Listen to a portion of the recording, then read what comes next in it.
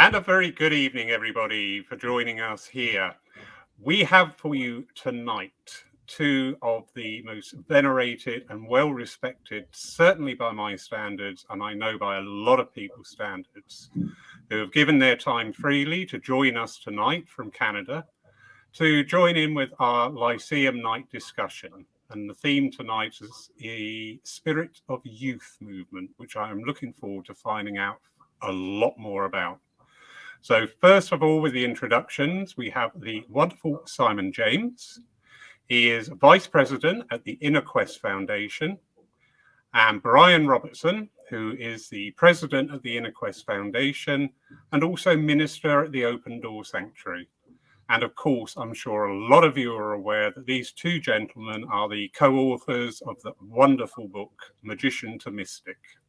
Gentlemen, good evening. Good evening, Larry. Thank you for having us. Absolutely. No, I am so pleased to have you. Thank you, thank you, thank you. Simon, you are now back ensconced over in Canada. I know you've had quite a long break, but as families' demands are, that's absolutely fine. But there is that part of me that just thinks that must be so wonderful for you too. I know the emotions are here, they're everywhere, but yeah, you're back. And just as we were talking before we went on air, Brian was saying there is the opportunity now to reopen over there coming up. So I know the joy. I know the work, but I know the joy as well when people start to come back in. So congratulations to both of you. Well done. Thank you. Thank you. I have a very simple question, which hopefully will take up the next hour. And please, everybody watching and joining us, welcome. If you do have questions, just type them in the comments box and we will endeavour our best to pick those up during the course of the evening. But I have heard this mentioned many times before, the spirit of youth movement. I have searched and looked for some background information and I cannot find anything anywhere. So if one of you fine gentlemen could probably just enlighten us with a synopsis of what that is about, please. Well, I'm not surprised you won't find anything really any more about it, because it was an idea, a dream, and a short-lived. It was intentionally a short-lived movement that I created back in 1994. With the idea of encouraging not just younger people in spiritualism, but also a younger outlook. Now, the interesting thing is that, Laurie, as you said, I've just come back from the UK after being there for an extended period of like nearly 20 months due to family situations. And it was interesting going back and spending a prolonged period of time there. And of course, with the lockdowns, it was open and close, open and close. But I did manage to do a number of churches before lockdown and then after lockdown. And it was really interesting and also a little bit sad in some ways, to recognize that the issues or the point or the reason why I started Spirit of Youth back then, those issues were still present in 2020. Now, just to rewind just a little bit here, when I came into spiritualism, which was back in 1986, 7, I think, and I was young then. I didn't always look like this, so my beard was a little different, and I did look a little bit younger then. I was the youngest person in by a long shot. In my church, which was Wolverhampton. And Wolverhampton was actually quite a progressive place. So it was, I was really, I fit in there, and it was all good. But I realized back then, and when I began my development and was involved, excuse me, when I came to the tutelage of Gordon Higginson, and he brought me into the AFC as a tutor. There was such a lot of structures that I found within the presentation of spiritualism that were so, by that standard, and again, we're talking back here, the early 90s, that were so old-fashioned. I mean, by today's standards, they're even more old-fashioned. And what I tried to do with the idea of spiritive youth was to set up an organization that actually was created as a melting pot, as a place of ideas. Now, the interesting thing is with this is that I had a group of friends that we created this with, and it came under the auspices of the SNU. Originally, it was going to be a standing committee of the SNU, but due to the political situation at the time, it became part of the Lyceum Union. But that's a side story. But the whole point was to recognize that spiritualism had a wonderful product, but the packaging was really tattered and torn, and that spiritualism had become very, very insular and was resting on its laurels over the past achievements, the past glories, rightly so. But where were the present achievements? Where were the present glories? Where were the present outreach? So we basically looked at everything: music, the 7 principles, community, action, outreach, all of these things. And so I actually set up an organization that was also had a week at the Arthur Findlay College, which was Spiritive Youth Week, which was started in 95 and ran for 5 years. I ran the organization for 5 years. But the whole point was to set up a talking shop, an ideas place. Now, the interesting thing is here, and this is where Brian comes in, I came out to Victoria in 96. And the interesting thing was all of the ideas that I had created in the UK, which I thought were revolutionary for the UK, when I arrived in Canada, Brian was already doing them. So he'd already stripped and gone back to basics with a radical new format.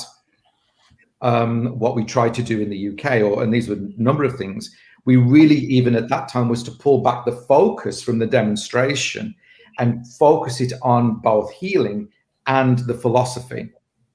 So when I came to Canada, and Brian was already, at that time, was already working at the Arthur Findlay College as a tutor, Brian was on board from Spiritive Youth right from its very inception. So Brian was, if you will, Canadian liaison, as well as working at the Arthur Findlay College. And so Brian and I also formed and came up with a number of different ideas of the presentation of the service. So, for instance, we got rid of prayer. And when I say got rid of, and I'm using these terms because at the time it was revolutionary, and I got an enormous amount of pushback and vilification. You wouldn't believe it. Or perhaps you would, from the churches, from the organization. I have to say, you know, in their defense, there were a number of people at the top at the SNU at the time that were very supportive. I have to say that, and they did back me. But often the grassroots and the churches were very, very frightened. I mean, one church I went to, interestingly enough, a local church in the Midlands, you know, there was a lot of harumph when I turned up, because they said, I hear you've got rid of the 7 principles. And I said, yes, I've scrapped them completely. I thought we'd ditched them, which I hadn't. I'd just rewritten them. But there was that level of paranoia of, oh my goodness, you know, you've got this young iconoclast, this young whippersnapper, who on earth does he think he is, etc., etc., etc. The whole point of all of this was to get people to think about what this was. And Brian and I came up with, which is now sort of spread through the union and other places. But Brian and I were the first people, because we created it, created Talking Heads. Yeah. And Talking Heads was basically the two of us having a conversation regarding the philosophy of spiritualism. Brian, did you want to come in on this? Yeah, what we did was just ideas and concepts, but we also, at the time, especially like the weeks of Spirit of Youth, which were a lot of fun, I have to say. It was innovative, and we had discussion groups on how to move the communities forward, the churches forward. So that was part of what you came for. So people of all ages, because it wasn't, Spirit of Youth wasn't necessarily for the young, it was the young of heart, if you like. And so we had some people in their 80s and very excited, wanting to take ideas and concepts to their centers and their churches. And also, it was a wonderful time in the sense that these ideas from talking heads, other tutors, we weren't just the tutors who did it. We did it, obviously, but we also, during that week, for instance, at the Hall Spirit of Youth, other tutors, we'd line up for them to do talking heads or discussions. So we didn't own it as a Brian and Simon thing, but rather the concept was what we came up with, and encouraged other people to have these type of debates. And it rooted down to a time of when debates were open and free within spiritualist organizations to move it forward. And a lot of people don't necessarily know that history. And even every year we would introduce new songs. So we know even to this day, when we have done tours over in the UK before the most recent lockdowns, we would still serve churches because we're in service. We'd always smile because they would have the Spirit of Youth CD, all the songs that were compiled over the last 5 years. They're still used in spiritualist churches today. And those were not just our songs, but an offering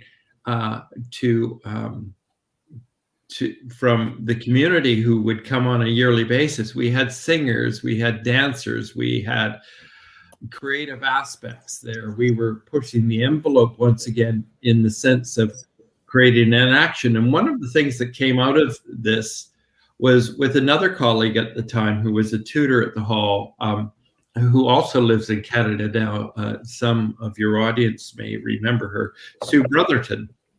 And Sue Brotherton, in conjunction with Simon's original concept of Spirit of Youth, created a side aspect of it, of spiritualist aid. So the three of us and a few others got together and we created Spiritualists in Action, because that was part of the Spirit of Youth concept. And we fundraised. At the time, there was a challenge with Bosnia, the war at that time. So we actually collected funds and created T-shirts, not only for Spirit of Youth, but also for Spiritualist Aid, to basically raise funds. And we actually had trucks from the UK go over to Bosnia and to war-torn areas to help children. And that was a wonderful, it was birthed out of Spirit of Youth. So because the whole concept, what we did was really go back to our roots of creating my teacher, for instance, Winnie Bentham, who was associated and was taught with Gordon's mother. One of the things she always said, remember, every generation must move our understanding of the Spirit forward. It is not to be like the other religions in the past. And so that was what I was taught. So when Simon came over and saw what we were doing at the Open Door at the Inner Quest, it was not, it was from the inspiration from our elders. It wasn't something that a young whippersnapper was doing at the time. I even had hair then. It was something that we integrated, and we still, in our children's Lyceum, we actually encourage them as responsible citizens to be basically action orientated. And so we start from there. And the ideas and concepts of Spirit of Youth, it isn't a concept, and it lives in the heart. Although it may not be alive today as an organization with the SNU, it still lives in the heart, and we still work with the idea of Spirit of Youth. And so it's ever evolving, even to the point of just recently for ourselves, about 3 years ago, we revisited songs, yeah. And and as long as the song has meaning and moves the heart and moves it to the spirit, as we say, moves it to the concept of unity in God, then we're good, And so we've got songs from really traditional spiritualist songs all the way up to, well, that was 3 years ago. So 2017, we've got a song from 2017 in the mix, right? And so that's what we do, and we still do it. And I think this is something that we'd like to share. Is it's ongoing. It's an evolution. It's a continuing evolution. And we, within the foundational aspects of spiritualism, as Simon said, it's not just about being on the platform, but actually a coming together in community of ideas and those ideas become action. And that's how we change the world. As we change ourselves, we change the world. And this is something that I know Simon, especially in the UK at the time, was really hoping to motivate, and encourage. Let's sit at the table and let's create something that shows the world of its power, of the philosophy that we embrace, because it really is the thing that motivates. As you know, for most of us, as we mature in our belief system of spiritualism, or our knowing of spiritualism, we often, the message doesn't mean as much.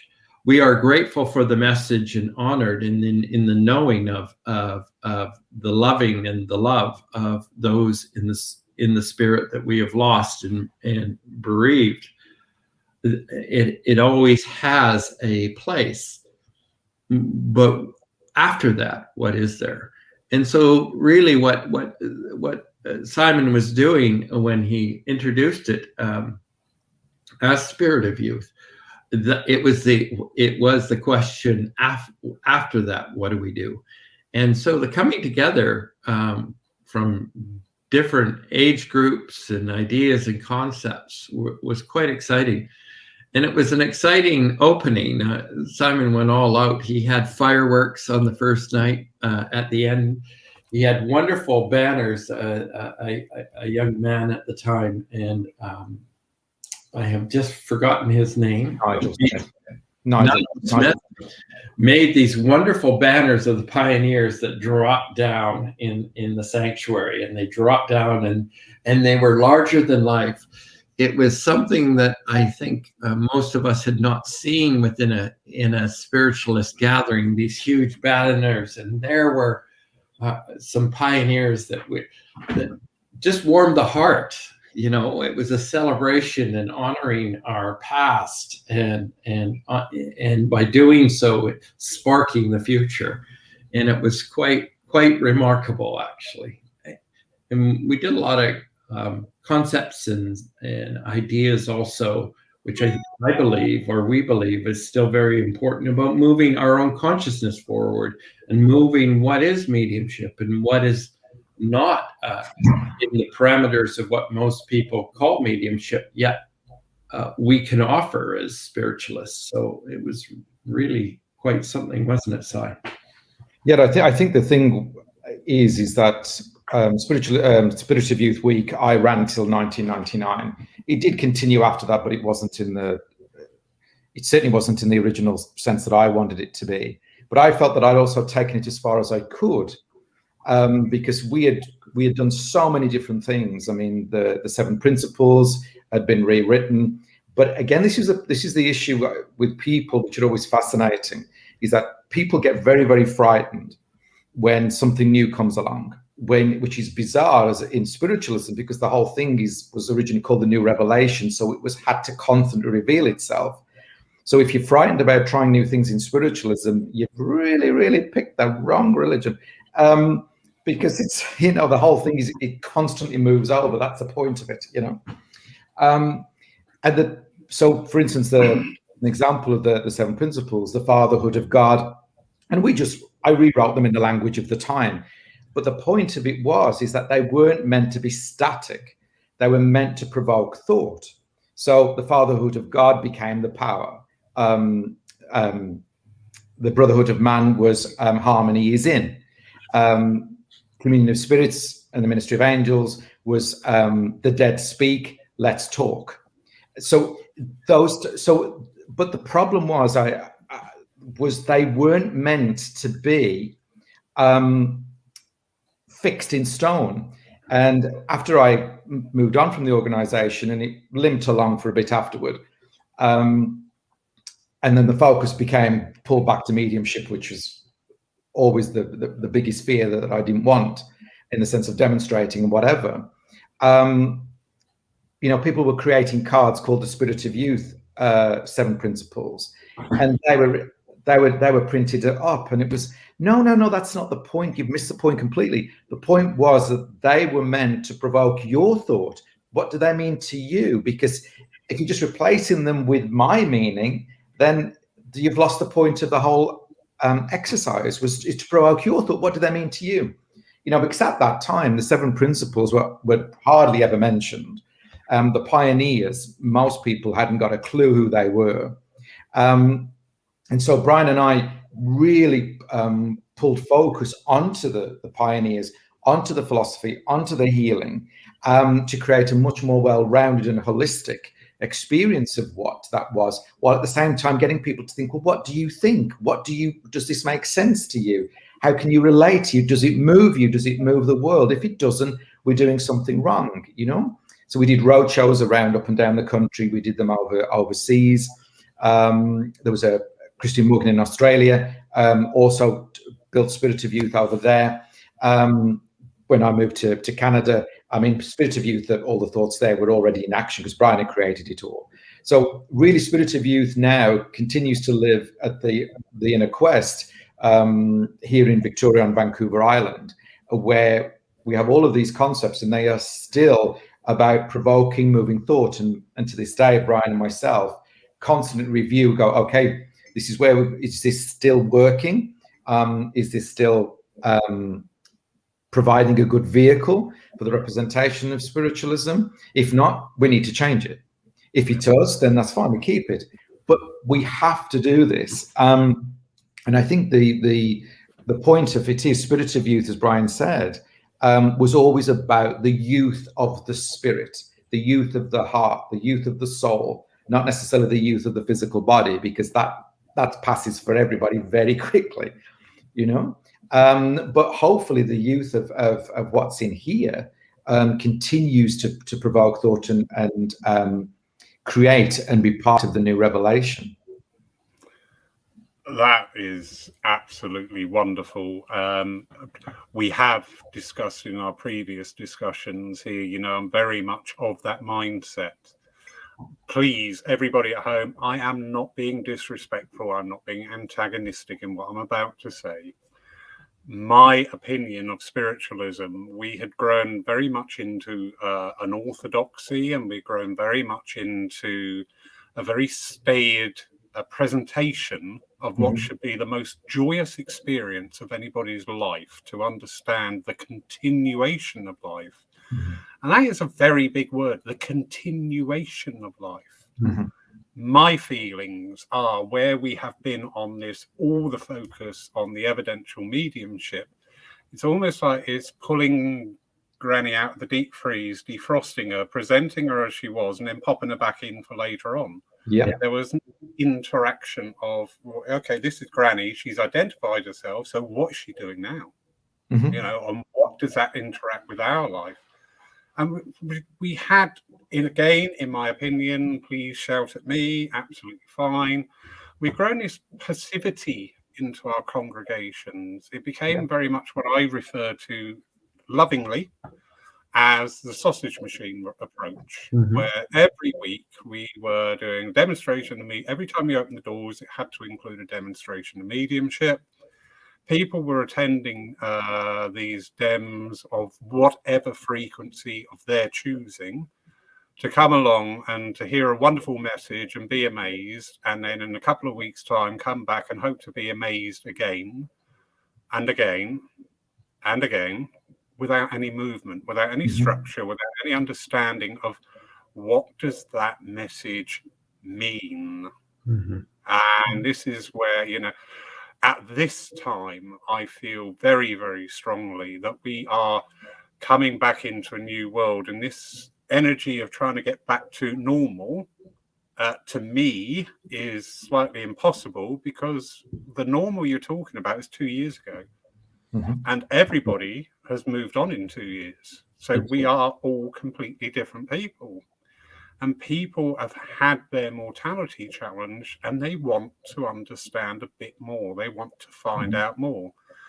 Total agreement with you. The evidential mediumship is a very, very important tool in our arsenal, but it is one of many. Absolutely. One of many. Our services should encompass growth. I always say to my congregation, listen, you are making this service. People up on the platform are doing a job. You're the ones that are creating this energy. You're the ones powering it forward. You are the reason that Spirit are joining together today to unite with you. Do not sit there waiting for something marvelous to go away and say that was a lovely afternoon. Spiritualism, for me, has always been such an activist movement. When we delve back into the history of spiritualism, the figures were great pioneers of social changes, economic changes, religious changes. Nobody sat around on their coattails of the time. They got up and they were counted, and they spoke out their truth, and they brought things moving in. And that energy seems to have abated over the last few years, quite a few years, sadly. But now, to me, is the time that maybe we need to all revisit this and just look at what we can do, what we can change, what we need to update. Because life is continuous. It does not go on hold when we shuffle off this mortal coil. In fact, quite the opposite. It goes into overdrive. And everything that's learned and brought through from that time of the life between lives needs that reflection and that acknowledgement within our movement. We've got a lovely comment there from a very, very lovely lady. I'll embarrass her now. Anne-Marie Bond. Oh, hey, Anne-Marie. Anne-Marie. Just saying, would love to have been a part of that. Anne-Marie runs a wonderful, I think it's twice monthly at the moment, event online, and it's all about speaking mediumship. And it is truly a joy to be in. Great. Because it is just talking about spiritualism, spirituality, pick on one of the principles, and 4 people will sort of like jump on, piggyback off each other and talk about that. And it's great. And you know what? There's not one message. That's great. As we would recognize, but the messages are there. They are so clear. So, well, Anne-Marie, very quickly, Anne-Marie, you are part of something very important today, my darling. All right. So, what was gone in the past may not have been its time then, but I feel is certainly time now to look at. But what you are doing is a part of that. So well done, my darling. I'll shut up now. No, that's great. No, I mean, absolutely, that what Anne-Marie is doing, continues in that vein. And as we said, Brian and I were speaking, spirituality was really at the ahead of its time within spiritualism at that time. And as I said, when I went back to the UK, just very recently, and I was in some of the churches, and the same things were taking place, the same issues, the same problems, the same thing. I said to somebody, I said, seriously, I left this party 30 years ago, and we're still doing the same thing, but the society has changed, people have changed. And the thing is that if we constantly, we've said this before, Laura, in the conversations that we've had, if we constantly keep making people feel good for 90 minutes within the sense of just a brief experience that they come back, all we're creating is addicts of an experience, instead of actually reminding them of, which is spiritualism's point, that they have the power to change, not waiting to keep giving them a message to go, oh, well, your mother's here and she said, well, you know, you're going to be this good thing's going to happen to you, this is going to happen to you, etc., etc. Because, as you say, it just creates this passivity within our congregations where I'll just sit there like sea lions waiting for a fish to be thrown to me, you know. And that's never what spiritualism about. It was about this dynamic change within person and society. And we've got to somehow get back, not just on an individual basis, but really, if spiritualism is going to survive, we've got to move the focus back to that dynamic interaction with people.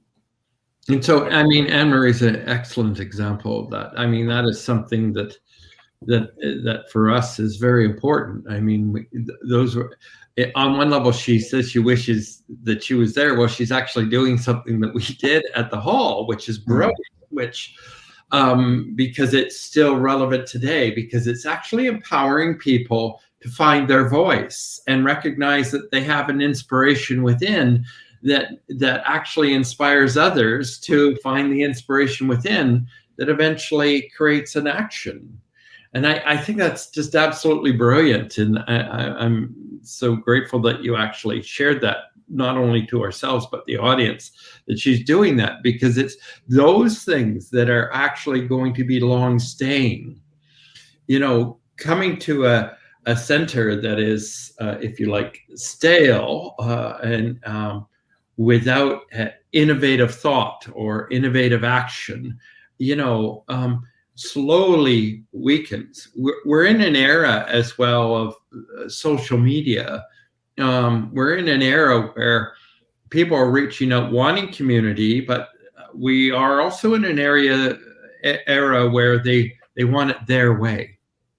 Yeah. So we are very, very much in a vicarious position within any philosophical organization. And we I think it's next week, we're having a multi-faith meeting. So basically the leaders of the different organizations within Victoria are coming in, and some of them are going to be in the garden. We haven't decided where they want to be for safety protocols, because we're in a bit of a lockdown here.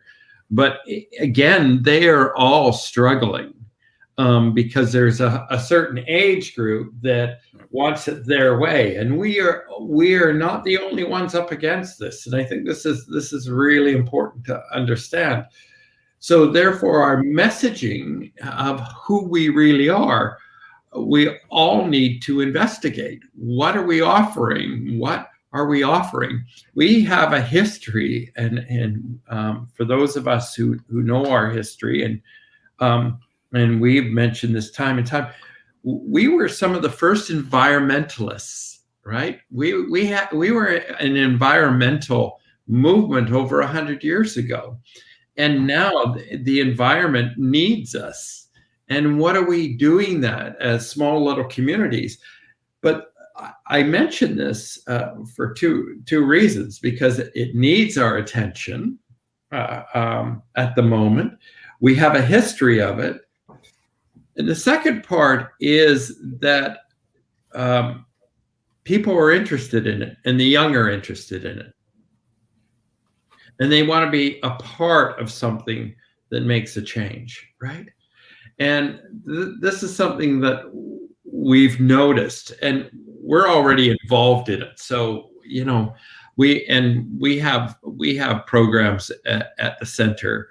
I mean, we have Take a Hike that is years old. So what that is basically, they call it now forest bathing, but we are very fortunate to live in an area that has lots of forests, lots of rivers, lots of trees, lots of mountains. So there is when the pandemic wasn't in lockdown, it could be twice a month or once a month, once every 6 weeks. There's one coming up September 11th, and we go out and we be in nature, and we appreciate nature. And oftentimes there is an individual who, for instance, we have one of our people, we don't take them out. We don't need to lead everything, because some people often think they need to lead everything. So I just want to make that point. So we have one of our people who is a survivalist. So what she does is she tells us what we can eat, what we can't eat, how this grows, what is the harmony of that, what is what we're seeing within the disappearance of certain plants and the reasons why. It's brilliant when she's out. So she is, Karen is her name. She even makes pots that you can boil water in out of bark tree, bark from a tree, just to show us that we can do it, how to survive. I hope I don't ever have to make a pot to boil water. But anyway, it's those type of things, and everybody has a talent within the community that you have, and it's a matter of waking that up and offering it, especially in a time where we also need to be very aware of how do we bring this perception of individuality that is great at the moment back into community, and recognize and encourage that within a community there is power. And I'm one of the things that we did many years ago.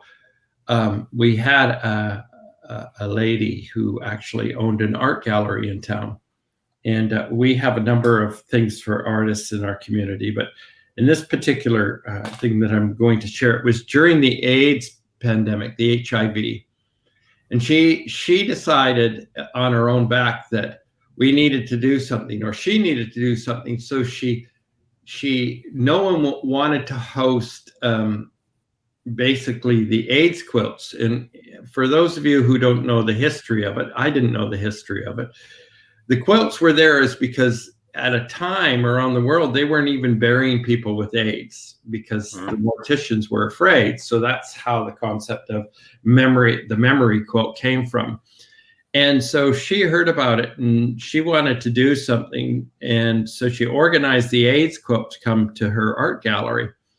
And she didn't tell us any of this. She just did it on her own back. But what had happened was they needed protection because there were religious groups and anti groups against it that were actually destroying some quilts. So they needed protection. So she didn't even come to us first, which was okay. She wanted some of the bigger named religious organizations to get. Not one of them would actually create a crew of people protecting the quilt for people to come and see it. We were the only ones. Everybody stepped up because it was very causal. And why they stepped up is because the community at the time, and still today, understand our history of movement and causes. So this was a cause that needed help. And this is something that I believe that all of us can do within our communities is to talk about causes around them, and do they need their help to actually integrate that into the education. Yes, we need our communities' help to sustain our own churches, centers, and organizations, but also it's very important to be a part of the greater community and provide the need. And so this is something that I believe is part of the Spirit of Youth is concept as well, hence Spiritualist Day. What else can we do to create an action to serve where service is needed, right? And this is something that we still encourage organizations, spiritualist churches to do, right? And not just with money, I have to say, but with action. Indeed. And that's something, because everybody goes, oh, it needs money. Well, it doesn't always need money. It needs hands. It needs people to be able to put soup in a cup for the homeless. It needs people to go clean up a beach area that the youth seem to feel that it's a garbage area or something, those type of things. And I believe that also tightens the community and awakens us to our responsibility of leaving our footprint of well-being in this world. I could not agree more. And it is, that word has popped up quite a few times. It is about community. Yeah. And we must look to that within our churches and centres, of building that community and encouraging more people to come in, and rejigging our service formats, how we present ourselves. I love the fact you talk about the music, because I was trying to make people sing some of the modern stuff, and I've just actually gone, listen, you don't have to try and sing this, just enjoy the words, because I can't sing it, and I really don't expect you to. But just to bring in this new energy and this togetherness. I had the most beautiful experience with one of our Lyceum services. The medium was talking and referencing books, and people were taking notes in the congregation. And I thought, yes, you are engaging, you are getting excited about this, and that is what it should be. You should come in and go, come on, what have we got today? So the lovely Susan Brotherwood Hughes. Hi, Susan. Hi, Susan. Just asking, I wonder if you could share an opinion on what the fear of change may be. It seems to be quite obvious change, or is needed, especially to draw in the interest of younger people. There's quite a few psychological reasons for that one, but go ahead, Si. Well, I think, I'll do one bit of fear and then I'll hand over to Brian, because we could do a whole lecture on the fear within spiritualism. Yeah. I'll just focus on first of all, mediumship. One of the fear of change that I found back then, and it's still today, is the identification that mediums have with their own mediumship. You take that away, or you stop that from working in the way that they think they need to work, and they get very uncomfortable, very angry, very quickly. And so I remember this was at the Arthur Finney College. Brian and I were doing a service, and all of our services at the Arthur Finney College are exactly the same as we do at the sanctuary here, at the Inner Quest. Healing philosophy and interactive philosophy, one contact, maybe two at a push, one contact, because each of those are of equal time and equal importance. That's it. And some of the services we do at the Inner Quest don't contain a demonstration of mediumship, because it doesn't figure, or there is no point to it in the context of the service that we're doing. So as soon as you take that away, and we said this, I remember there were some tutors at the Arthur Finney College at the time, so there'll just be one contact. And I remember one medium got very irate and said, well, what about the spirit world? So, well, what about the spirit world? What are they going to do?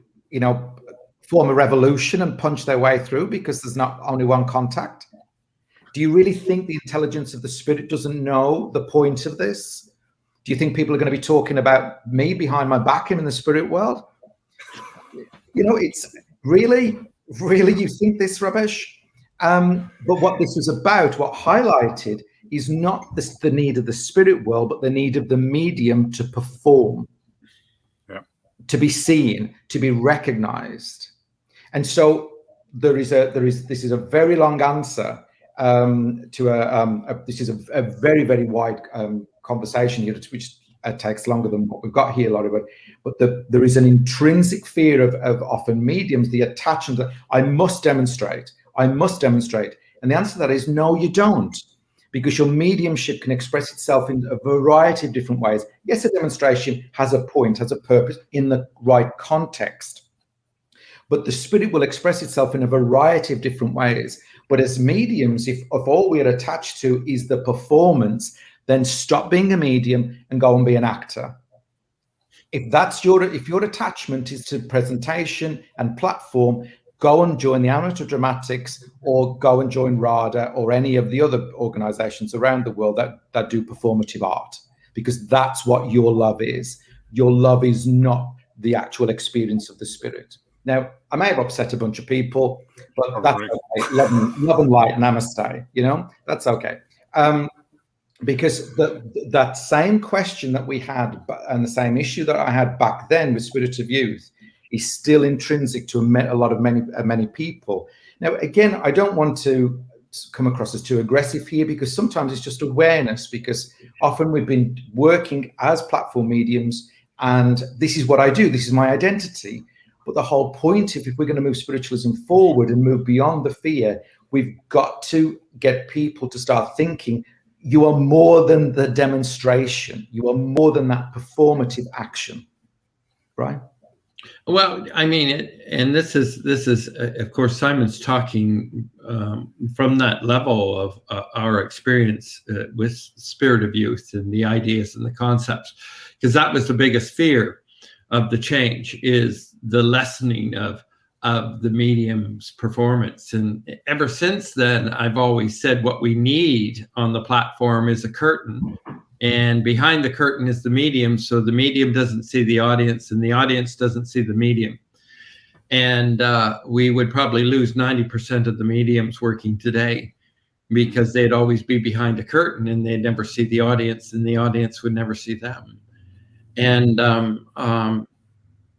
it's that fear that was probably the biggest fear, I'd say, Asai, about balancing out the services, and creating time for conversations and questions and answers during a service, and a number of things that we've done over the years, and we still do at our here, and we always look for something new.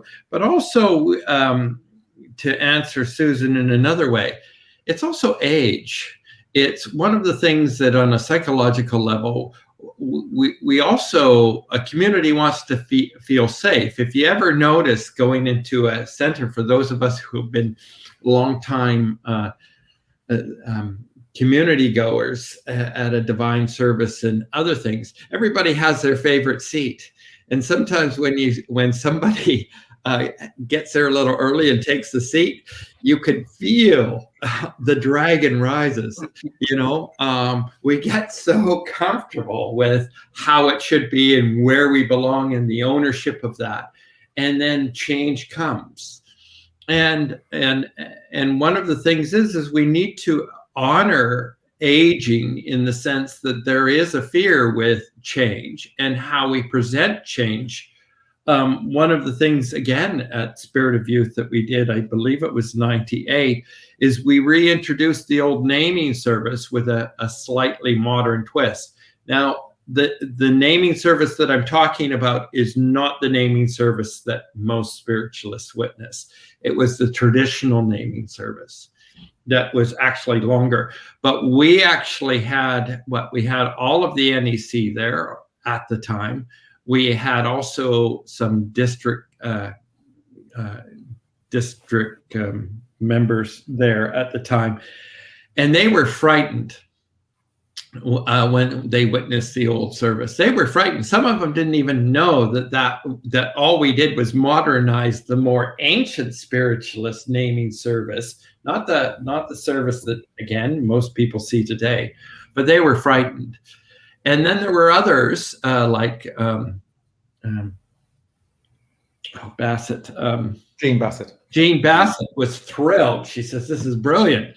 This is brilliant. We need to shake it up. And isn't it wonderful that you've taken something of old and just made it a little more modern and honoring for the fullness. It's fuller than what we're doing. We need to change this."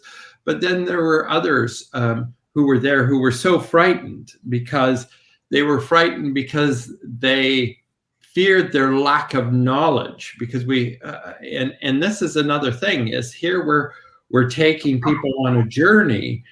And one of the things, again, that as I was taught by my teacher, Winnie, was the learning and the knowledge is endless. And again, I've mentioned her many times. I mean, she died at 104, and my last knowledge of her working was about 102.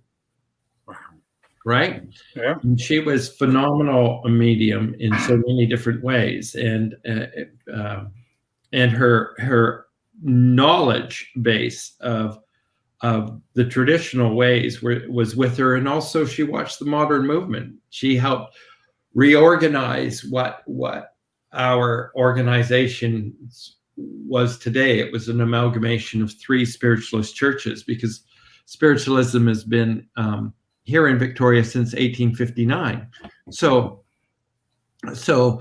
But she always said it'll be the elderly that are fearful because they're frightened of change because of their age. So remember that. So it's how we address it, right? But at the same time, that's where I think Simon coined it, spirit of youth, is to encourage that we're not leaving anybody behind. We're just looking for the youth in your heart, the enthusiasm that first brought you here, and to go with it. You're still a valued community member, and we won't leave you behind, because people don't want to be left behind. But sometimes I think, and we know this just on an aging level, of how many people do you know who, after they retire, there's a statistics on this, where they die within 3 years after they retire, mostly men, because their value is in what they do, not who they are. Spiritualism is about who you are. The message, if you like, of communication, of life after death, is all about to live first, right? It's all about, you got to live first. It's not about what you do afterwards. It's to remind you that you're living now, and the value of those loving connections, right? So live. So there's a number of challenges here with that question, Susan, and about change. But hopefully those are a couple to think about for all of us still. Wonderful, wonderful. And if I may add, Susan, something I've observed in many churches and centres, where the actual leadership can become more focused on the negativity of things. You can have 30 people in for a service, 29 people probably enjoy it, are quite satisfied, and may not rave and rant about it and say how wonderful that was. The one person who didn't like it, that suddenly becomes the whole focus of the energy. Yeah. And, then a great reluctance to actually just sort of like examine that on a numerical level and just go, well, do you know what? If one person out of 30 didn't like it, 29 people were okay with it. Well, I think, Laurie, as well, that's the focus. And again, with spiritualism, it's always been, is this okay with you? It's okay. We are friends with Christians. We do like Jesus. Please come. We're okay. We're not Satanists, really. All this we've got to get beyond this stuff now. And we've got to stop, keep worrying about what people think, and start serving people, so if somebody doesn't like the service, have you ever been into a Catholic church and they've performed mass and you've gone up to the priest after and said, I wasn't struck on that. You were so much better than last week. The priest is not going to take a blind bit of notice. That's what they do. This is what we do. This we serve. It's not for you. That's great. Your soul will find another place. This is not for you, but this is what we do. We have to stop pleasing people, and we have to start serving people. Hugely agree. And it is taking, some people are going to find this a brave step to take. Yeah. But just having that faith and confidence in what you are doing is right. And not everybody is going to like it. that is life. I'll always say, if you try and be everything to everybody, you end up being nothing. That's right. You lose it. So yeah, take on board comment by all means, because that builds on the community. But it's so easy. I always call negativity as a lazy energy. It requires no thought. It requires no energy. Put it in there. Oh, I don't like that. Brian, your shirt's hideous. You know, absolutely nothing. But that comment has come out, you know. By the way, I love your shirt. But it is, and we need to remember that. And when, you know, this time has actually taught us some of the frailties of our structure within our churches and centres. And so again, it is another time to look at how these are run, what's happening. You know, some committees can become quite a toxic environment. But if anybody new joins them and says, "Why don't we try so and so?" Well, you know, it's like the three witches of Grendel suddenly pulling the eye out and looking at them, going, "What? Yes. What did you dare to say?" Yeah. And you know, we are an activist movement. Yeah. We are about, and I agree. You know, a lot of my sayings come from your teachings. It's about life. It's about life. It's about life. It's about what's going on outside that door and what's going on inside that person's heart and their connection with the divine. And that's what we need to be serving, not their, you know, we have become quite an entitled society where whatever you put up, somebody will offer a contrary opinion. Yeah. Absolutely fine. That's their journey. Crack on. Yeah. Exactly. I'm so not going to be running a church by this time tomorrow, but never mind. At this time I am, so I may as well go out on a high. Frederick Haglund from Sweden. Good evening, Frederick. Hey, Frederick. And he's disagreeing there. I think if churches and centres were teaching in this way, referring back to your earlier conversations there, it would bring more and new people into the movement. Frederick, you are so correct. Yeah. Our congregation here in this church and also in talks with other churches in the area and further afield, we are seeing a great insurgence of people new to the movement or new to the church. And in some cases, it's up to 50% of the congregation. And those people are coming in looking for something.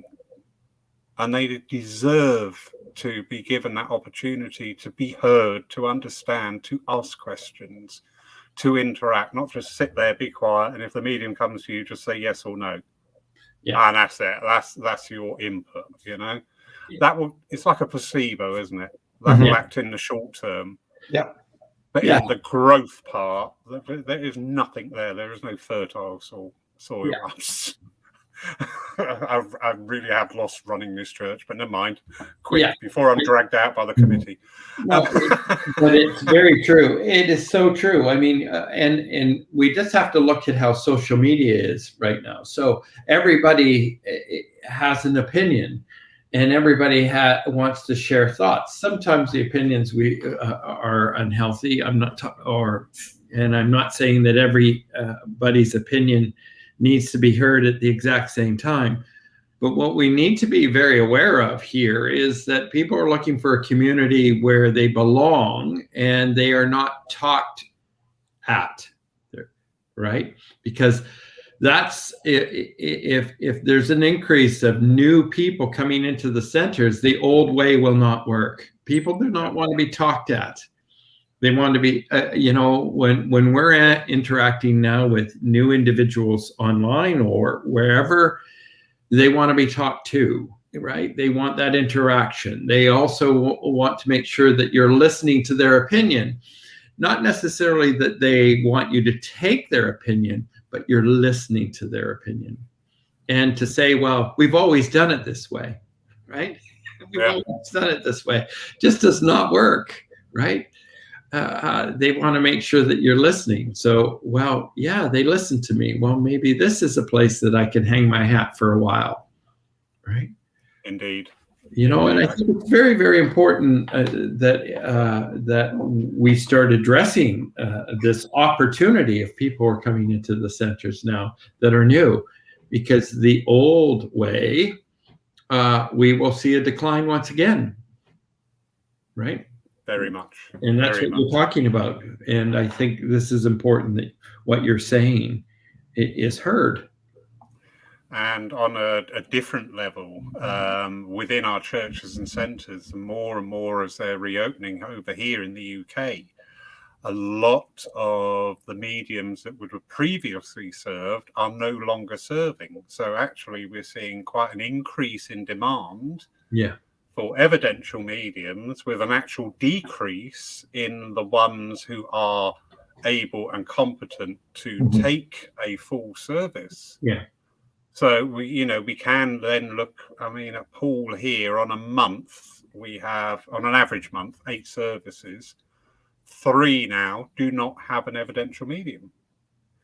Not only are we bringing in that new energy into the church and to the people coming in looking for things, we're also balancing our what's the word I'm looking for? Assets. Not to be rude, but I've only got a certain number of mediums who I would feel quite, welcome and try and, you get up there and talk because you've got something to say. So, our assets have diminished, but we're trying to repeat what we were doing in 2019. So if you take a church or a centre, 3 dems a week over a year, that's 156 assets that you need to find. Yeah. And that reserve has gone down dramatically. Yeah. So, there's so much going on, and nobody has got the right answer yet. I do not say that I've got it right, but I will keep trying things. Yeah. Well, I think there's a mix, and I think that it's far better to have a service with no demonstration of mediumship than a service with a bad demonstration of mediumship. Far better. And the thing is that in spiritualism, for the years, it's always, well, certainly since I've been involved in it, it's always been, we need to do a fundraiser, we need to do this. What shall we do? Well, I know, a demonstration of mediumship. Wow, that's really original. Never thought of that. Yeah. And we've got to get past that. And also as well, there's a group, there's also, we have to remember, there's a group in society, and also young people particularly, that will come in, they'll see a demonstration and go, okay, I've seen that now, that's great. But what else do you do? We don't need to keep reinventing the wheel. Because if we want young people, just constant demonstrations will not keep them. We have not done a fundraising demonstration of mediumship at the Open Door for 18 years. And you're still there. And we're still there. Yeah.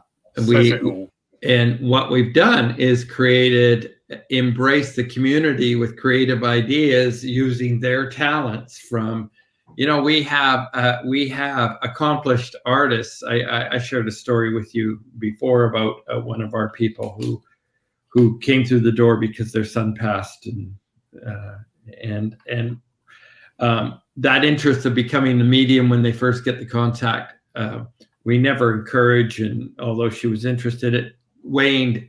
Long story short, not to tell the story again, discovered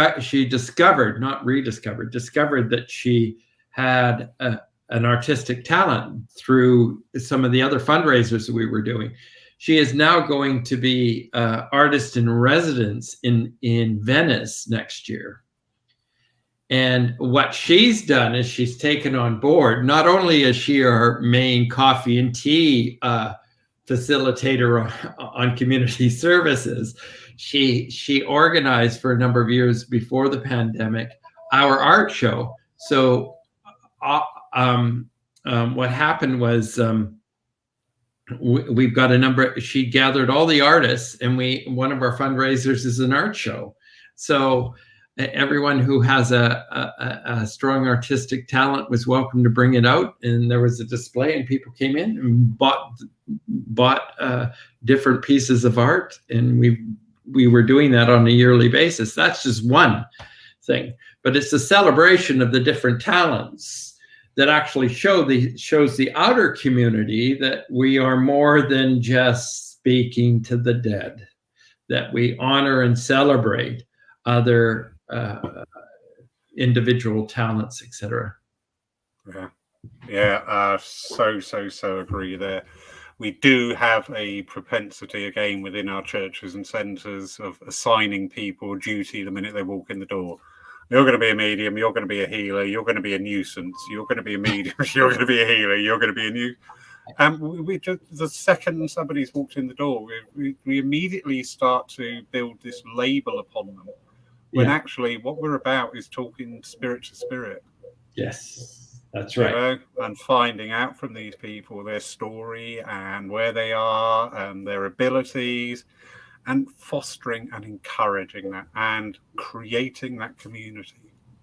Yeah. It's so important. Very. A lot of people sharing stories there in agreement with everything that's being said tonight, and sharing personal stories there also of experiences within committees of churches and centres. So thank you, everybody. Gentlemen, have you got any closing thoughts for us, please? I think I just, because I saw some comments from Sue Townsend there where she talked about sacredness, spirit of place, energies, earth energies and elements. There we go. And that's something that is very important to us, isn't it, Brian? Yes, very, very important. It's something that we constantly encourage people in the community to bring out.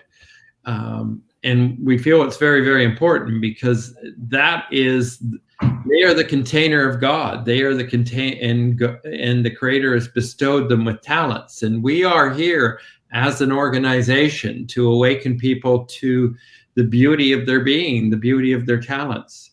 That is our job.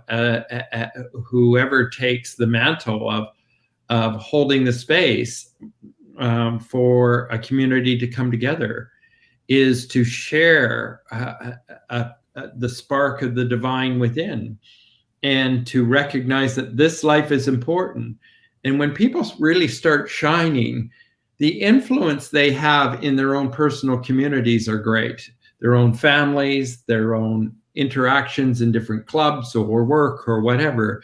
When people are at peace within their nature, and we have aided in the healing or the facilitation of that, we've done our job.